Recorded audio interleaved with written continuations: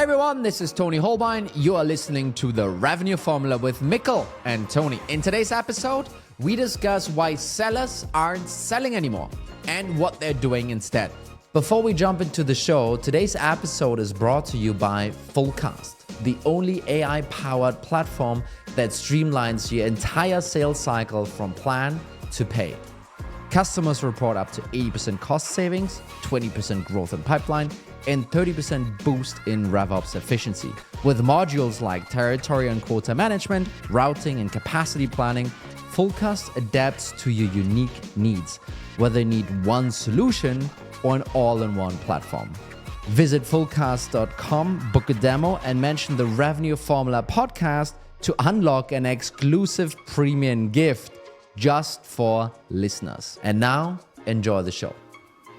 So you sent me a picture this weekend, and it was kind of funny. It was, what were you doing this weekend with your kid? That's right. We were at an actual sport. They don't get the reference now. It's not part of the intro. Of course we're going to make this part of the intro. Yeah. No, I was with my kids, with my older son, playing football, so soccer. Your older son, like the 50-year-old, or? Yeah. And it's hilarious, you know, they're going there playing football, and it's, I want to say, I think it was six kids, all of them 4. Yeah. And they're just running, running around. And basically, I just kept watching my kid kind of do this stuff. And I realized he doesn't at all understand the rules of football. Like, like the only rule he understood is there's a ball, get it. And he's really good at that. He's just zipping around the pitch like crazy. Whether it was his own team having the ball or the other team having the ball, he scored an own goal because, he didn't care. And, then the ball was in no one's possession, but it was rolling towards the other team's goal. And he just zipped there, stopped it, and took it. And was like, I have the ball again, Yeah. Zero idea what you gonna do. Yeah. No, it was funny because we also got a message now that finally our son is gonna go and actually start join a football team as well. So I'm literally looking at boxes with his football boots, protection gear, all of it. So he's going to start this week. And then let's see, he's probably going to kick the ball once and go like, this is stupid. I want to do something else. Like, great.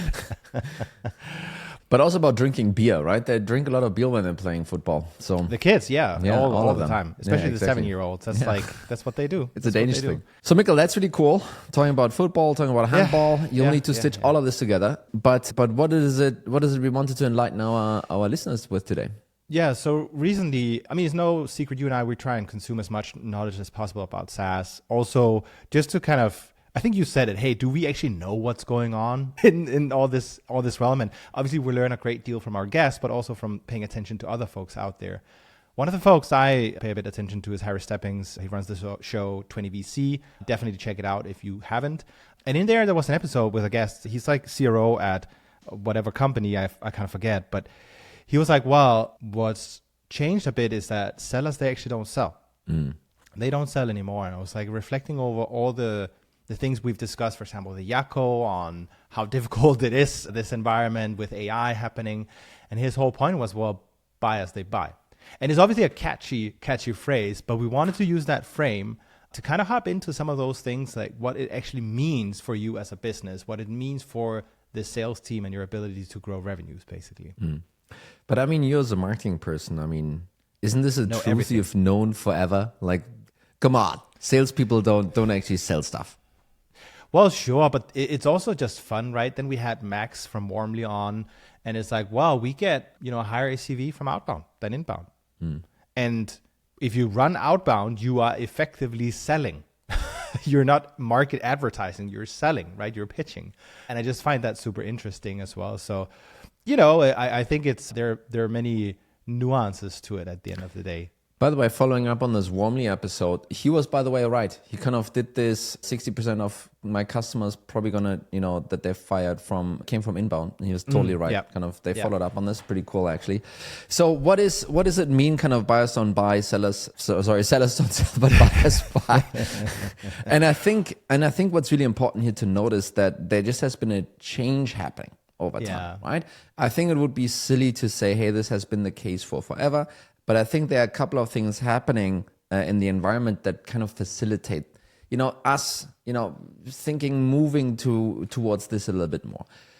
So let's start from the top. I think one big thing, if you think about the past and how people have been buying or people have been selling software, it was always this process of, big shiny website without much real information about the product. Fake screenshots. Then there is a book a demo page. You jump on, you get a call, you get qualified, you have another call. And basically, and this happened to me while buying, I think, Gainsight even. I think I had to be on 3 or 4 calls before I actually saw the product. Yeah. Right? And the thing is, back then, I mean, what else are you going to do, right? This was, you couldn't find screenshots or YouTube videos, or there was no pavilion or no place where you kind of get some of that stuff, right? So it was really, the AE in this regard could hold the product demo hostage, right? The reason why I was keep jumping on every call, I was like, oh, are we going to see the product today? No, we need to do X, Y, and Z. And it's like, okay, but are we going to see it then next time? Yeah, sure. And then I was there and they already kind of did something else again, right? Yeah. And you as a buyer really didn't have any strength there, actually, any power to do anything different about it. Oh, I'm going to walk. It's like, walk where? No, and I mean, of course they're competitors, but also you want to do your due diligence, you want to compare and so forth. So there was a lot of, power there. I think another thing that also was pretty clear there was pricing was, I mean, it still is for many, many categories, at least trying to be intransparent. Yeah. But back then it was like completely all over the place, right? For most established businesses today, I think you can ask 1 or 2 of your friends and they can tell you what range you're probably going to be clocking in. Yeah. Back then it was like, well, it could be 10,000, it could be 100,000. So I don't know, right? And getting to that number maybe took 5 calls or something like that, right? Because they wanted to make sure that they kind of know everything to, the pain and then give you the number and so forth, right? Yeah. And I feel that's been basically kind of the process of the past to a large degree. I think in some cases that's still the case. And I think then the last thing I would say about this is also on the, the risk of then buying and implementing, it was also still more on the buyer, right? There was still more risk that the buyer kind of took, right? And I feel, and this is I think what also the guest on 20VC kind of was talking about, I feel some of that is kind of reversing a little bit. What, how do you think that's coming to be? I think we're seeing some of it also on LinkedIn. Actually, I guess we're going to have soon who's talked about the whole proof of concept becoming a thing. And you and I also experienced this, by the way, at Growblocks. Previously, that was like a no-no. Like, what are you talking about? We need to do a proof of concept. Of course, this thing works, right? And I think folks have now experienced quite a few times to be burned by a solution they thought could do the thing, but then in truth didn't really do it. Right? Didn't really solve the problem or give you that benefit you were looking for, right?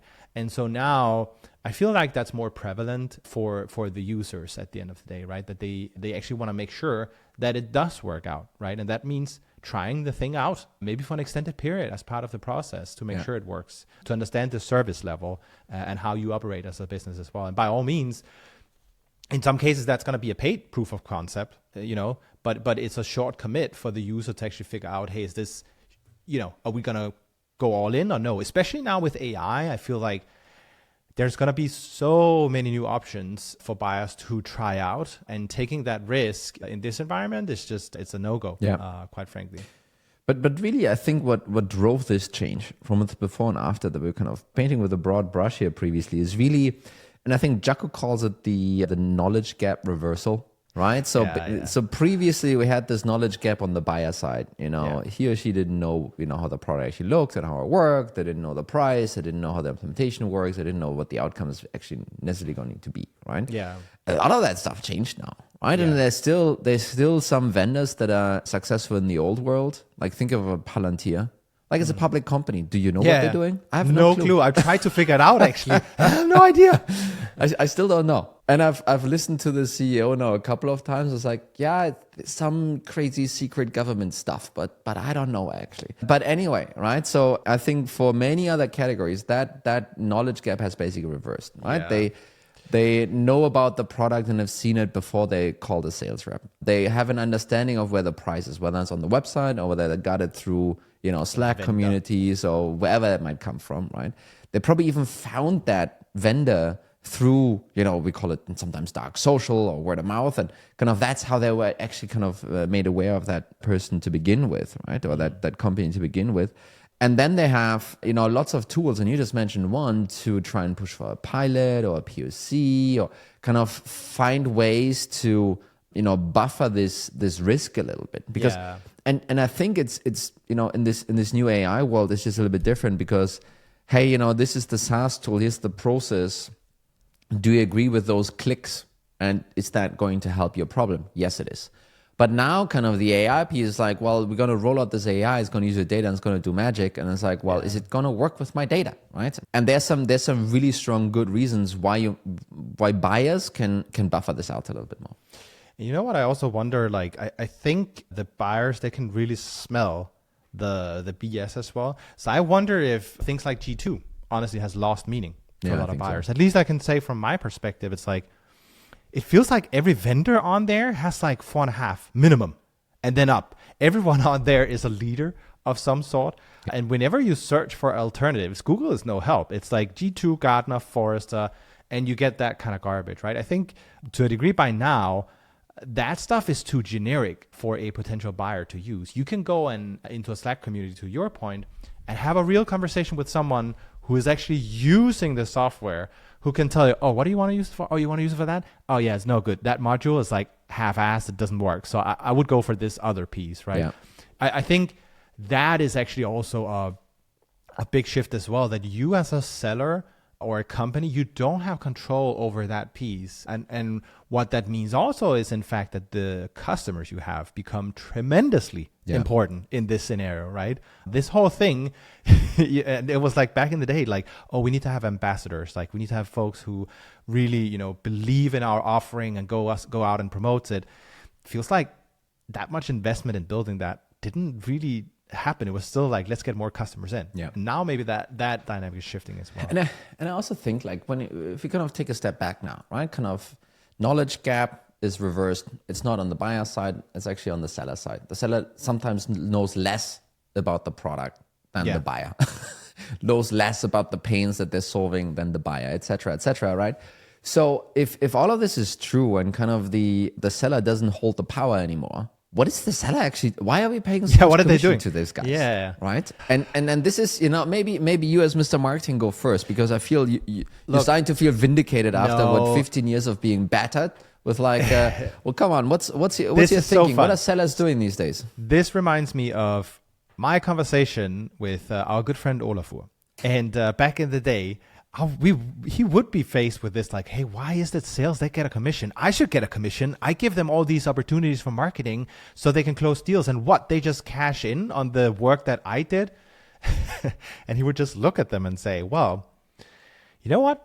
I'd happily put you in sales, give you a quota that your income depends on. Do you want to do that? I was like, no. I think you just have to acknowledge, number one, that role gets a commission because they carry a quota. And if they don't reach the quota, no commission, right? So there is pressure on, and this role will still have to do self-prospecting. Not everything will be delivered on a silver platter to that role. At least it's very rare. And I think it's such a luxury if that ever happens, right? I think the other point is there's only so many companies where selling is actually truly super easy and straightforward. If you're like a market leader, like, I don't know, Gong or whatever, you know what? I don't think it's that difficult to sell the product relative to one of their competitors, right? I just don't believe that. So I think it's so totally legitimate. To the question on, hey, then what are they actually doing? I think the point is they're trying to help steer the prospect in the best way possible through this sales process.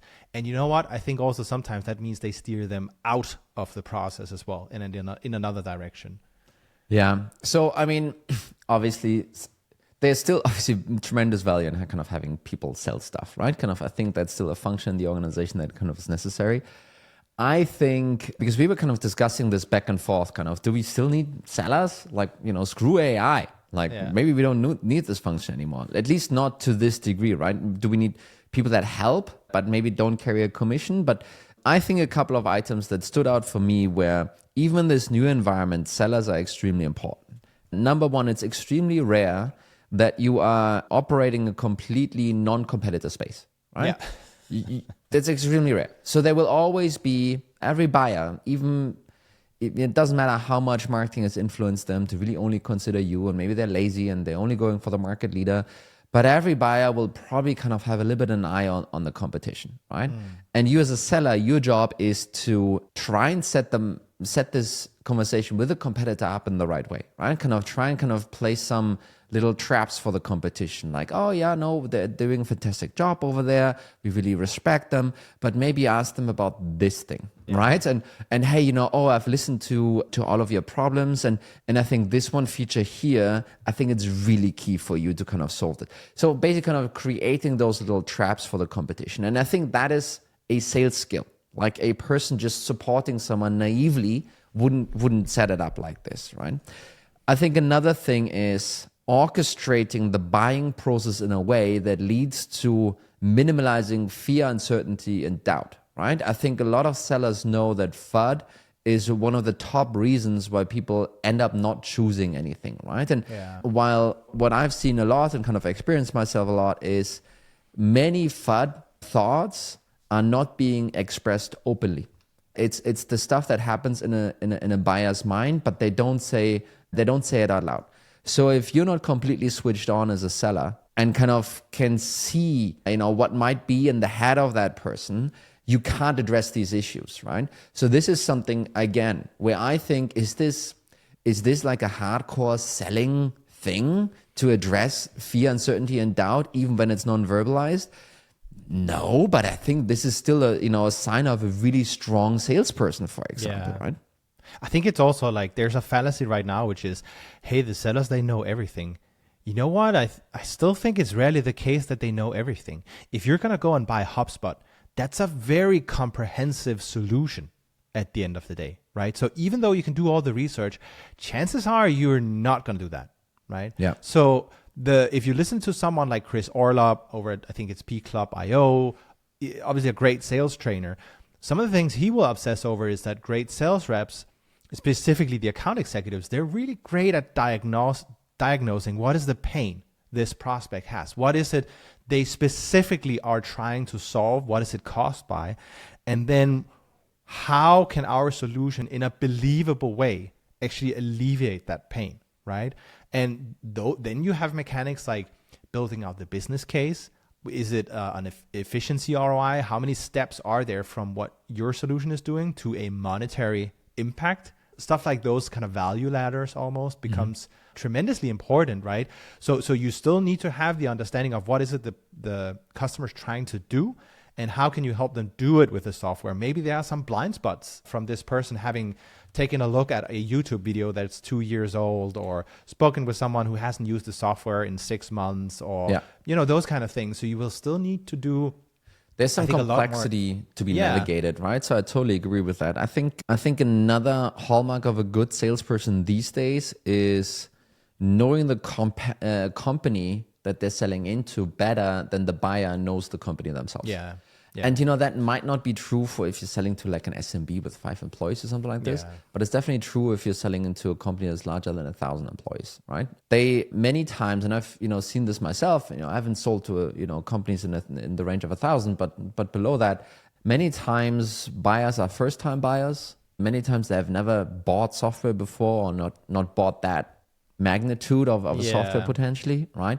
They don't actually know how the process works internally. They, if you ask them how do we going to make a decision, they kind of tell you what they think. Honestly, they're not lying to you. They just don't know. They just don't know that, actually, probably you can't make that decision. It's probably the VP that can make the decision, even though you think so. And probably you think we don't need to include IT and legal, but we will have to actually. And they are really interested in the SOC 2 thing over there and so forth, right? And there are others, so those are really straightforward things of knowing the buying process better than the buyer themselves. And then there are more complicated things like, okay, we probably need an alliance in the organization to make this decision. There's going to be a buying committee, right? Kind of almost helping the buyer set up the buying committee and making this really a solid decision on their side. And then working towards influencing these people, etc. Right? That is really difficult to do if you're only, and this is, I think this is actually kind of the difference between a seller and someone that's trying to support the process. Yeah. I think if you're supporting a process, you're kind of reactive. You're kind of, hey, don't hesitate to ask whenever you have a question. I'm here. I will help you. I will help you through this. A seller is actually proactive, and it's not only waiting for the other side to voice something, but it's proactively addressing it both on what I mentioned previously, the fear, uncertainty, doubt, but also on the process, on the people involved, etc., right? And I think that's actually kind of the difference here for me.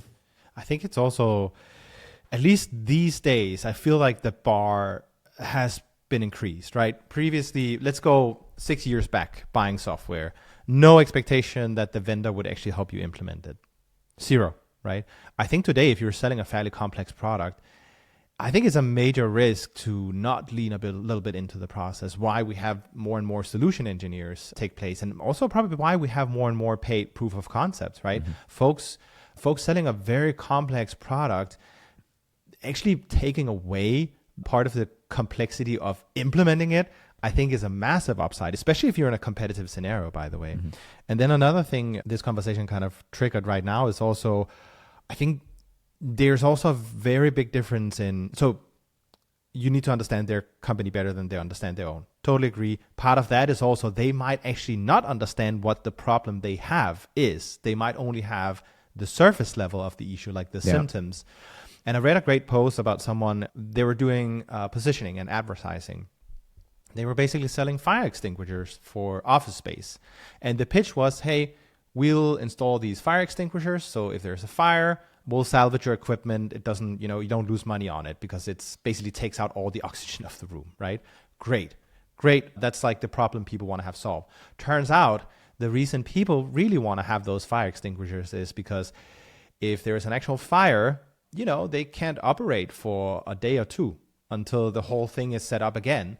It's not about the equipment lost. It's about the ability to sell and service and retain customers. So they will lose a lot of money. I think it was like for server centers specifically. And that fundamentally changed the pitch, right? Again, think about someone coming and saying to you, hey, I want to buy a fire extinguisher. It's like, great, I can sell that to you. The pitch changes radically if you understand that it's to mitigate risk of losing a customer, right? So I think, again, I think this is also, by the way, something Chris Orlopp deals a lot with and probably has shared a couple of tips on his blog for sure. So I would check that out as well. Yeah.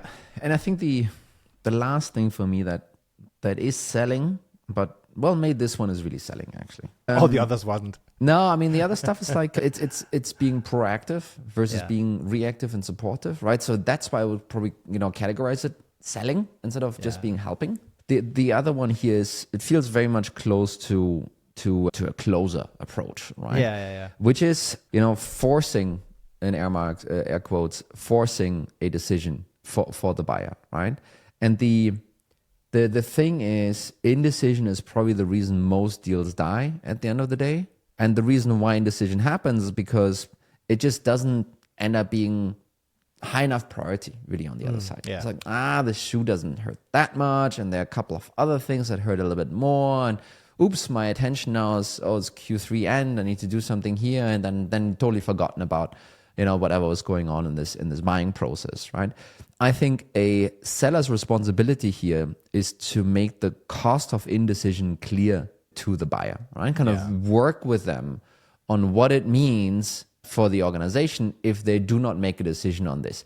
Whether that's, buying a competitor or not, that's almost kind of secondary, right? You almost want to have your customers rather buy some solution than none. It's you want to get into a situation where is it A or is it B instead of is it A or is it nothing, right? Because then the way people then make their way to a decision is by always leaning nothing, because it's just so much easier. Just not doing it, not implementing, not taking the risk, not doing any of these things that might otherwise cause a lot of work for you. It's so much easier to go that route.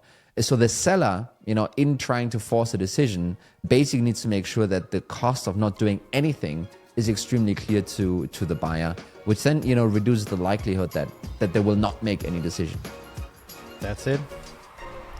I think maybe it's time we get another sales expert on this show to talk about some of these pieces. Yeah. Someone who's carrying the water every single day would be really great to hear. But anyway, I think so much is changing on this front. We'll drop some sources to the knowledge gap reversal, to dark social. All these things will be in the show notes for you to check out.